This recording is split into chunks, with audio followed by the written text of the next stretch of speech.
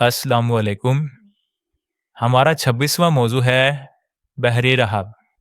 वो गर्मियों के शुरू का एक गर्म दिन था। दूर दूर तक फैले सहराई रेगजार के रेत टीलों पे धूप फिसलती फिसलती थक गई थी। सूरज मगरिब की तरफ धीरे धीरे उतरना शुरू हो गया था। नस्रानी सल्तनत रूम की बाज गुजर मुमलिकत शाम का वो सरहदी कस्बा बसरा था। आजकल बसरा उर्दन में सरहद से 19 मील शुमाल की तरफ है। बसरा के मायने हैं बुलंद किला, बुलंदी पे वाक़या। इसे बसरा व शाम भी कहते थे। कबाइल में इसी कस्बे को अदमुका और बसूरा कहा गया है। ये कस्बा दमिश्क से 150 किलोमीटर मगरिब में वाक़या है। इस ज़माने में ये तिजारती शहर था। मक्का के तिजारती काफ़िले आगे दमिश्क और कैसर के पायतख्त कुस्तुनतुनिया जाते हुए 37-38 दिन की मुसाफत के बाद बसरा पहुंचते। इस ज़माने में ये तिजारती शहर था। मक्का के तिजारती काफ़िले आगे दमिश्क और कैसर के पायतख्त कुस्तुनतुनिया जाते हुए 37-38 दिन की मुसाफत के बाद बसरा पहुंचते। इसी कस्बे के मशरिक में वाक़या हीरा से आते हुए काफ़िले भी इधर पड़ाव करते थे। हीरा ईरान और शाम के दरमियान ईरानियों की बालगुजार मतमूल रियासत थी। बसरा के मगरिब जनूब के फ़लस्तीनी शहर गजा से हीरा और फारस की तरफ जाते काफ़िले भी वहाँ रुक जाते थे। इन सब तजारती काफ़िलों के पड़ाव की वजह से बसरा छठी ईसवी सदी के 8वें अशरे में एक खुशहाल और पुरअमन कस्बा था। चौड़ी चौड़ी रेत, रंगी सड़कों और गलियों के दोनों तरफ खुले नफीस तराशे हुए पत्थर की सिलों से बने ऊंचे घर थे। घरों के सैन कुशादा और दीवारों में गोल बुलंद मेहराब थे। इसी कस्बे के सहरा की तरफ मक्का से आती राह के सामने शहर से बाहर एक ऊंचा 3 मंजिला बसलीक मखरूती दारुल कज़ा था। इसके अंदर एक मुतबरक दरगाह थी। दरगाह हज़रत ईसा अलैहिस्सलाम के एक मुकद्दस हवारी सैनक बरजीस से मंसूब थी। दरगाह के साथ एक पुरवकार गिरजे की इमारत थी। नस्ल दर नस्ल से आलिम फाजिल राहब वहाँ रहा करते थे। इन्हीं दिनों एक उजले मन का गौर व फिक्र में डूबा रहने वाला ईसाई राहब बहीरा वहाँ रिहाइश पजीर था। 7 नस्लों से चले आए इल्मी खजीने इसके पास थे, जिसकी वजह से वो आलिम अरब में वकूफ़ पजीर होने वाले एक इल्मी रूहानी इनकलाब के राज से वाकिफ़ था। इसके मखतूते इस होने वाली अजीम रूहानी तब्दीली की खबर देते थे। इस दिन वो अपने गिरजा की छत पे चढ़ा सहरा से आते एक ऊँटों के काफिले को गौर से तके जा रहा था। इसके रूबरू अजीब मुशाहिदे थे। अनहोने मंजर जो इसने किताबों में पढ़े थे, देखे उस दिन थे। वो भाग भाग के अपनी लाइब्रेरी में जाता, मखतूतों में मोर पंख की निशानियों में लिखी हुई तहरीरों से अपने मुशाहिदों की पड़ताल करता। फिर लपक के छत पे जाता और जर्द रेत केलों पे आते ऊंट काफिले से वाबस्ता अपने मुशाहिदों पे हैरान होता। इससे पता था मक्का से आने वाले काफिलों की राह में यसरब है। फिर तीमा से गुजर के वो काफिला दोमतुल जंदल से होके आया होगा। ऐसा काफिला सिर्फ मक्का से ही आ सकता है, जिससे वाबस्ता हैरत अंगेज नज़ारे इसे नजर आ रहे थे। शजर, हजर, पत्थर और पहाड़, राह की हर शहर इस काफिले में मौजूद किसी मुतबरक हस्ती को सजदा कर रही थी। काफिले धीरे धीरे शहर के बाहर बनी खानकाह की तरफ बढ़ रहे थे। धूप से जले आसमान पे एक खुशगवार बादल का टुकड़ा काफिले के ऊपर काफिले की ही रफ्तार से चला आ रहा था। काफिला करीब आ रहा था। बहीरा राहब के दिल की रफ्तार तेज हो रही थी। इसका दिल सीने में उछल रहा था। काफिले के ऊंट चलते चलते इसकी खानकाह के करीब एक ऊंचे फैले हुए बन के दरख्त के नीचे पहुंच गए। ढलते सूरज की तिरछी धूप से दरख्त का साया लंबा होकर दूर गया हुआ था, मगर बहीरा राहब में जो मंजर देखा, इससे दिल के साथ इसके हाथ भी कपकपाने लगे। काफिले के चंद ऊंट जब इस दरख्त के नीचे आए तो साथ साथ चलता बादल दरख्त के ऊपर ठहर गया और दरख्त की शाखें मोहब्बत भरे हाथों की तरह धीरे धीरे ऐसे सरसराद फैली और झुकी कि दूर जाने वाला साया उन्होंने रोक लिया। दरख्त का सारा साया काफिले पे छा गया। काफिले के लोग अपने ऊँटों के कजावे उतारने लगे। बहीरा राहब आंखें फाड़े तेज धड़कते दिल के साथ अकीदत और मोहब्बत के जज्बों से लबरेज होके बुड़बड़ाने लगा। वो आ गया, वो जो आने वाला था। भागम भाग वो गिरजे की छत से उतरा। गिरजे और दरगाह में अपने लोगों को इसने बुला के इकट्ठा किया।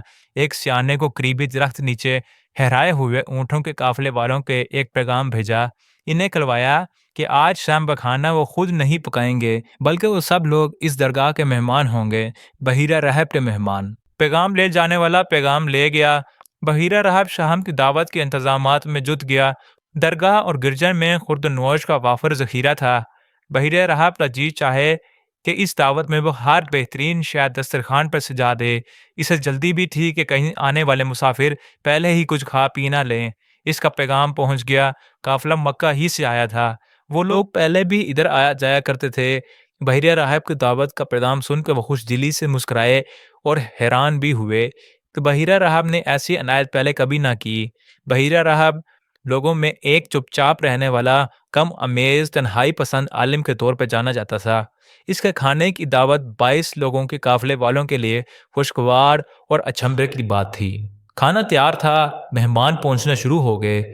اپنے 3 منزلہ پیلے ترشیدہ پتھروں کی سلوں سے بنے گرجا کی محرابی بیرونی دیوار کے ساتھ چوبی دروازے کی چوکھٹ سے 2 قدم باہر، بحیرہ راہب اونٹ کی اون سے بنی اپنی لمبی قبا پہ گلے میں کالی ڈوری سے جھولتی ہوئی لکڑی کے سلیب پہنے ہوئے ہر آنے والے کا مسکرا کے استقبال کر رہا تھا۔ ہر آنے والے کو وہ غور سے دیکھ اور پرکھ بھی رہا تھا۔ جس کا انتظار تھا وہ چہرہ نظر نہ آیا۔ آخر وہ آخری لوگوں کی قطار میں ایک سیانے کا بازو پکڑ کے بول پڑا، شاید سب نہیں آئے، کوئی رہ تو نہیں گیا؟ قافلے والے بولے، سب آئے ہیں، بس ایک کم عمر بچہ اونٹوں کی رکھوالی کے لیے چھوڑ آئے ہیں۔ نہ ایسا نہ کرو، میں نے کلوایا بھی تھا کہ قافلے کا ہر فرد، بوڑھا، جوان، بچہ، آزاد، غلام، ہر کوئی دعوت پہ آئے۔ اونٹوں کی رکھوالی کرنے والے نے کیا خبر کس کس جہاں کی رکھوالی کرنی ہے، سب کو بلاؤ۔ قافلے والوں کو اپنی غلطی کا احساس ہو گیا۔ ان میں سے کوئی پیچھے رہ جانے والے بچے کو بلانے چلا گیا۔ وہ آگے بحیرہ راہب پہچان گیا۔ بحیرہ راہب مہمانوں کی آؤ بھگت میں جتا تھا۔ دل اس بعد میں آنے والے بچے کی طرف اٹکا تھا، آنکھیں بھی اس پر مرکوز تھیں۔ آخر کھانا ختم ہوا تو بحیرہ راہب کھسکتا اسی مبارک بچے کے پاس پہنچ گیا اور تپاک اور عقیدت سے بچے کا ہاتھ اپنے ہاتھوں میں لے کر بولا، صاحب زادے، اگر اجازت ہو تو میں کچھ سوال پوچھوں؟ جواب مسکراتے اسبات میں تھا۔ بحیرہ راہب نے ہاتھوں میں لیا ہاتھ ایک لمحے کے لیے احترام سے دبایا اور بولا، لات اور عزا کی قسم کھا کے صرف سچ سچ جواب دینا۔ بحیرہ راہب کو جو جواب ملا اس سے وہ مسکرانے لگا۔ جواب یہ تھا کہ میں صرف سچ ہی بولتا ہوں اور لات اور عزا کی قسم میں نے کبھی نہیں کھائی۔ بحیرہ راہب اس روشن چہرے والے تابناک مسکراتے حسین 12 سال کے بچے کے پاس کھجور کے شاخوں سے بنی چکائی پہ بیٹھ گیا اور ایک ایک کر کے اپنے سوال پوچھنے لگا۔ ارد گرد بیٹھے قافلے کے لوگ ابھی تک کھائے ہوئے مزیدار کھانے کے مزے میں ڈوبے ایک دوسرے سے خوش گپیوں میں لگے تھے۔ کبھی کبھار وہ مسکراتے ہوئے اپنے میزبان بحیرہ راہب کو 12 سال کے بچے کا ہاتھ پکڑ کے انتہائی اشتیاق سے اس سے باتیں کرتے دیکھ کے آبرو اٹھاتے اور نظروں ہی نظروں میں اپنے قافلے کے اس بچے کو سراہتے اور پھر اپنی خوش گپیوں میں لگ جاتے۔ ایک 48 سال کا لمبا پروکار قریشی سردار بچے کے پاس بیٹھا توجہ سے بحیرہ راہب اور بچے کی باتیں سن رہا تھا۔ باتیں سنتے سنتے اس سردار کے چہرے پہ خوشی اور فخر و انصبات کے ڈھیر لگے جا رہے تھے۔ بحیرہ راہب نے جاگنے سونے کی عادات سے لے کر اور کئی سوال پوچھے۔ آخر وہ ساتھ بیٹھے سردار سے مخاطب ہوا، بولا، یہ کس کا بچہ ہے؟ پاس بیٹھا سردار ابو طالب تھا۔ انہوں نے کہا، یہ میرا بیٹا ہے۔ بحیرہ راہب نے نفی میں سر ہلایا، بولا، اس بچے کا باپ اس وقت زندہ نہیں ہوگا۔ سردار نے حیرت سے آنکھیں کھولی، کہا، آپ ٹھیک کہتے ہیں، میں بچے کا چاچا ہوں۔ بچے کا باپ اس کی پیدائش سے 2 مہینے پہلے فوت ہو گیا تھا۔ بحیرہ راہب نے آبرو اٹھائے، سر اوپر نیچے ہلایا، بولا، وہی ہے۔ اجازت ہو تو بچے کے کاندھوں کی پشت پہ کچھ دیکھ لوں؟ بچے نے کاندھے کی پشت پہ اپنی عبایا سرکا دی۔ کھانا کھاتے کھاتے رات پڑ گئی تھی، قریب ہی ایک دیا جل رہا تھا۔ بحیرہ راہب نے دیا اٹھا کے اپنے ہاتھ میں لیا اور بچے کی پشت پہ کاندھوں بیج سونے کی 1 دینار جیسی ابھرے ہوئے گوشت کی مہر کو احترام سے چھو کے اپنے ہاتھوں کو ہونٹ سے لگایا۔ جلتا ہوا دیا پھر طاق میں رکھا اور سینے میں لمبا سانس بھر کے کسی انتہائی مقدس اور عظیم الشان انکشاف سے اپنی چمکتی آنکھوں سے سردار ابو طالب کا بازو پکڑ کے ایک طرف کھینچ کے زیر لب بولا، جانتے ہو تمہارا بھتیجا کون ہے؟ کون؟ یہ 2 جہانوں کا سردار ہے۔ یہ سب عالموں کے لیے رحمت بنا کے بھیجا گیا ہے۔ یہ خدا کا رسول ہے۔ آخری رسول صلی اللہ علیہ وآلہ وسلم، جہانوں کا آقا صلی اللہ علیہ وآلہ وسلم سرگوشیوں میں بولا، میں دن کو اپنے گرجا کی چھت سے آپ کے قافلے کو میلوں دور سے آتے دیکھ رہا تھا۔ پتھر، پہاڑ، درخت سب اسے سجدہ کر رہے تھے۔ یہ تعظیمی سجدہ تمام مخلوق صرف خدا کے نبی کو کرتی ہے۔ میں نے بادل کو قافلے کے ساتھ ساتھ چلتے دیکھا۔ دھوپ کی ایک بھی آتشی کرن خدا نے اپنے رسول صلی اللہ علیہ وسلم کے چہرے پہ نہیں پڑنے دی۔ سب نشانیاں لکھی ہوئی ہیں، نسل در نسل سے میں عالموں سے سنتا آیا ہوں۔ آج دیکھ لیا۔ وہ سردار ابو طالب کو ایک طرف لے جا کے کان میں بولا، سردار تم اپنے بھتیجے کو آگے دمشق یا قسطنطنیہ نہ لے کر جانا۔ سلطنت شام میں یہودی بھی ہیں، صاحب علم یہودی انہیں اپنے بچے کی طرح پہچان جائیں گے۔ ان کے دلوں میں اناد ہے، مجھے ان سے اسے کسی نقصان کے پہنچنے کا اندیشہ ہے۔ تم اس سفر میں اپنا تجارتی نفع چھوڑو، اس مبارک بچے کو واپس مکے شہر لے جاؤ۔ اس کا خیال رکھنا، سمجھ گئے نا یہ بچہ کون ہے؟ سردار ابو طالب نے محبت سے آنکھیں کھول کے سارے راز جاننے والے کی طرف سر گھمایا۔ شاید انہیں اپنے والد سردار عبد المطلب کی متعدد بار کہی ہوئی بشارتیں یاد آ گئی ہوں۔ شاید انہیں یاد آ گیا ہو کہ اسی بچے کے ہاتھ پھیلا کے سردار عبد المطلب مکے کے خشک سالی میں بارش کی دعا مانگا کرتے تھے اور بارش برستی تھی۔ کتابوں میں لکھا ہے کہ سردار ابو طالب تجارتی نفع نقصان سے بے پرواہ ہو کے بحیرہ رحب کہ کہی ہوئی بات پہ عمل کرتے ہوئے مبارک بچے کو لے کر واپس مکہ پلٹ آئے۔ آگے سلطنت روم نہ گئے۔ ابن کثیر کا یہ بھی لکھا ہوا ملا ہے کہ آگے روم سے 7 یہودی اسی راہ پر انہیں ڈھونڈنے نکلے تو بحیرہ راہب ہی کے پاس آ گئے۔ بحیرہ راہب نے ان کا بد راہ ارادہ سنا تو بولے، ایک بات بتاؤ۔ بولے، کیا؟ بحیرہ راہب نے کہا، یہ بتاؤ، اگر خدا نے کسی امر کے باقی ہونے کا ارادہ کر لیا ہے تو کوئی اسے روک سکتا ہے؟ بولے، نہیں۔ سوچو۔ نہیں۔ روکنے کی کوشش تو فرعون نے بھی بہت کی تھی موسیٰ کے لیے۔